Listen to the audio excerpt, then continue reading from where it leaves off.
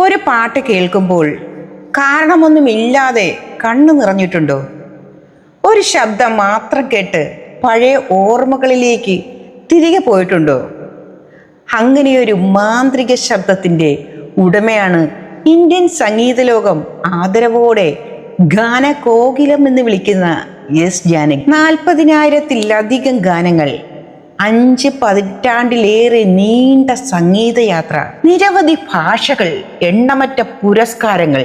എന്നാൽ പ്രശസ്തിയുടെ തിളക്കത്തിനപ്പുറം അതീവ ലളിതമായ ജീവിതം നയിച്ച ഒരു മഹാഗായികയായിരുന്നു അവർ.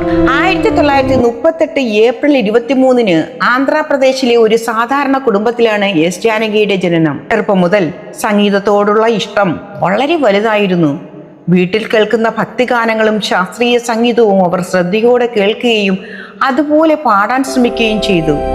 സംഗീതം അവരുടെ ജീവിതത്തിന്റെ ഭാഗമായിരുന്നു. ഔപചാരികമായി വലിയ പരിശീലനം ലഭിച്ചില്ലെങ്കിലും കഠിനാധ്വാനവും ആത്മസമർപ്പണവുമാണ് അവരുടെ ഏറ്റവും വലിയ ഗുരു. സ്വപ്നങ്ങൾ തേടിയവർ പിന്നീട് ചെന്നൈയിലേക്ക് എത്തി. അവിടെയാണ് അവരുടെ ജീവിതം മാറിമറിഞ്ഞത്. 1950കളുടെ അവസാനത്തോടു കൂടിയാണ് എസ് ജാനകിക്ക് സിനിമയിൽ ആദ്യ അവസരം ലഭിക്കുന്നത്. ആദ്യ ഗാനത്തിൽ തന്നെ സംഗീത സംവിധായകരുടെ ശ്രദ്ധ പിടിച്ചുപറ്റി. കാരണം അവരുടെ ശബ്ദത്തിൽ ഒരു പ്രത്യേകത ഉണ്ടായിരുന്നു.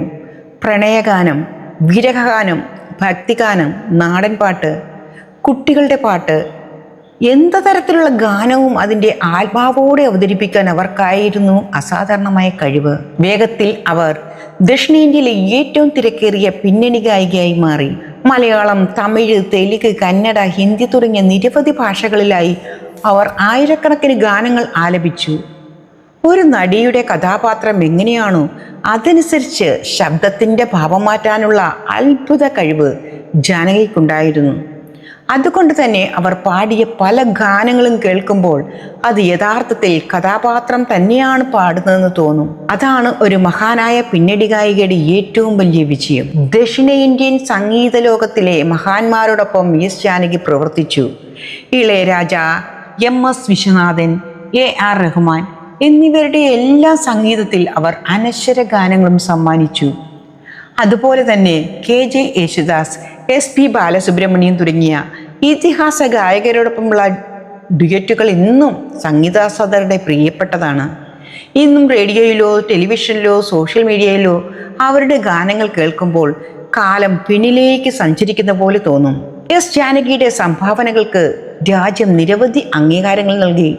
4 ദേശീയ ചലച്ചിത്ര പുരസ്കാരങ്ങൾ, വിവിധ സംസ്ഥാന സർക്കാരുകളുടെ അനേകം പുരസ്കാരങ്ങൾ, ജീവിത സാഫല്യ ബഹുമതികൾ, ഇങ്ങനെ ഒട്ടേറെ നേട്ടങ്ങൾ. 2013 പ്രഖ്യാപിച്ച പത്മഭൂഷൺ പുരസ്കാരം വളരെ വൈകിയാണ് ലഭിച്ചതെന്ന കാരണത്താൽ അവർ വിനയപൂർവ്വം സ്വീകരിച്ചില്ല. അവരുടെ ആ തീരുമാനം രാജ്യത്താകെ വലിയ ചർച്ചയായി.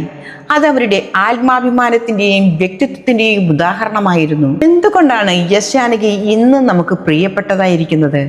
ഒരു നല്ല ഗായികയ്ക്ക് നല്ല ശബ്ദം മാത്രം പോരാ, ഓരോ വരിയുടെയും വികാരം ശ്രോതാവിൻ്റെ ഹൃദയത്തിലേക്ക് എത്തിക്കുവാനുള്ള കഴിവ് വേണം. എസ് ജാനകിക്ക് ആ കഴിവ് അപാരമായിരുന്നു. സന്തോഷം, സങ്കടം, സ്നേഹം, പ്രതീക്ഷ, വേദന, ഓരോ വികാരവും അവരുടെ ശബ്ദത്തിൽ ജീവിച്ചിരുന്നു. അതുകൊണ്ടാണ് പുതിയ തലമുറ പോലും ഇന്നും അവരുടെ ഗാനങ്ങൾ കേൾക്കുകയും പഠിക്കുകയും ചെയ്യുന്നത്. ചില ശബ്ദങ്ങൾ കാലത്തെ മറികടക്കും, ചില ഗാനങ്ങൾ ഒരിക്കലും പഴകില്ല.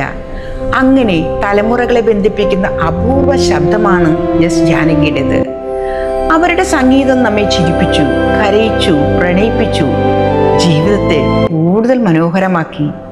അതാണ് ഒരു യഥാർത്ഥ കലാകാരിയുടെ വിജയം. ഈ വീഡിയോ നിങ്ങൾക്ക് ഇഷ്ടമായെങ്കിൽ ലൈക്ക് ചെയ്യൂ, ചാനൽ സബ്സ്ക്രൈബ് ചെയ്യൂ. നിങ്ങളുടെ പ്രിയപ്പെട്ട എസ് ജാനകി ഗാനം ഏതെന്ന് കമൻറ്റിലൂടെ അറിയിക്കൂ. അടുത്ത വീഡിയോയിൽ വീണ്ടും കാണാം. നന്ദി.